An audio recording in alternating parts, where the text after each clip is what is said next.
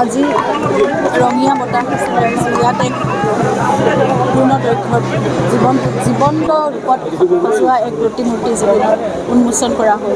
আৰু এনেদৰে অসমৰ বিভিন্ন স্থানত বহুজনে বহু ধৰণে কৰি আছে। জুবিনক জীয়াই ৰখাৰ এটা প্ৰচেষ্টা, তেওঁৰ কায়িক অনুপস্থিতিক আমাৰ সাধ্য অনুসাৰে সাকাৰ ৰূপ দি আমাৰ মাজত ৰখাৰ এটা প্ৰচেষ্টা, সকলোৰে তেওঁক অমৰ কৰি ৰখাৰ এটা প্ৰচেষ্টা। প্ৰতিমূৰ্তি আমি সকলোৱে প্ৰতিমূৰ্তিটো দেখি এইটো কাৰণেই মানে যুগ যুগান্তৰলৈ যেনেকৈ বহু দিনলৈ এটা প্ৰতিমূৰ্তি থাকি যাব আৰু সেইকাৰণে কেৱল নতুন প্ৰজন্ম যিমান আহি থাকিব তেওঁলোকে কোন সেই কথাটো জানিবলৈ চেষ্টা কৰিব। গতিকে সেইবাবে প্ৰতিমূৰ্তি খুবেই প্ৰয়োজন, এটা ডাঙৰ আহিলা। কিন্তু তাৰোপৰি আমি তেওঁৰ সত্তাক, তেওঁৰ আদৰ্শক, তেওঁৰ কৰ্মৰাজি, তেওঁৰ সৃষ্টিৰাজি, তেওঁৰ সাধনা চৰ্চা, যিমান কষ্ট আৰু ত্যাগ তেওঁ কৰিছে, এই সকলোবোৰ আৰু তেওঁৰ প্ৰচেষ্টা যে অসমক তেওঁৰ যিটো ভালপোৱা অসমৰ প্ৰতি যিটো আৱেগ, তেওঁ নিজক সম্পূৰ্ণ অৰ্পণ কৰাৰ যিটো হেঁপাহ আৰু অসমীয়া মানুহখিনিক লৈ যিটো আৱেগ, এই গোটেই কথাবোৰ কিন্তু সমান্তৰালভাৱে, অকল প্ৰতিমূৰ্তি বুলিয়ে নহয়, সমান্তৰালভাৱে চলি যাব লাগিব।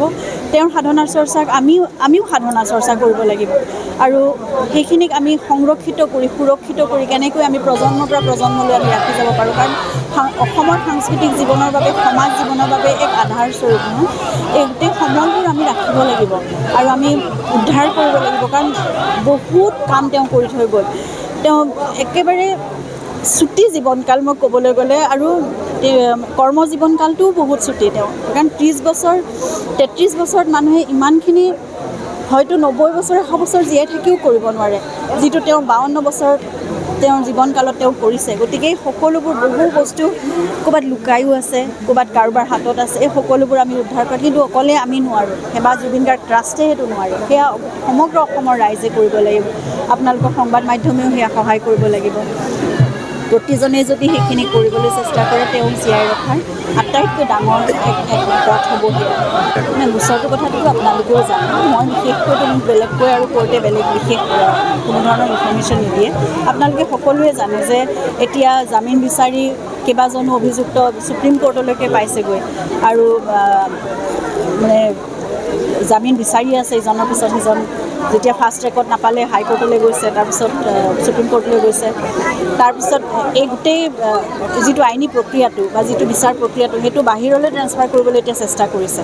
যে তেওঁলোকে জানে অসমত থাকিলে তেওঁলোকৰ ওপৰত প্ৰেছাৰটো বহুত বেছি হৈ থাকে, বা অসমৰ মানুহে সেইখিনি সম্পূৰ্ণভাৱে সঠিক দিশত বিচাৰ কাৰ্য এতিয়ালৈকে চলাই নি আছে, বা যিখিনি সাক্ষ্যদান কৰিছে তেওঁলোকে নিৰ্ভীকভাৱে তেওঁলোকে কৰি আছে, আৰু এইটো চলি গৈ থাকিব। সেইকাৰণে বাহিৰলৈ লৈ যাব খুজিছে, যাতে অলপ কেনেবাকৈ দুৰ্বল হয় যদি হওক, বাহিৰৰ উকিলে সেইখিনি বস্তু ইমান গুৰুত্ব দি নাচায়, তেনেকুৱা ধৰণৰ হয়তো মনোভাৱ লৈ পেলাই চেষ্টা কৰিছে।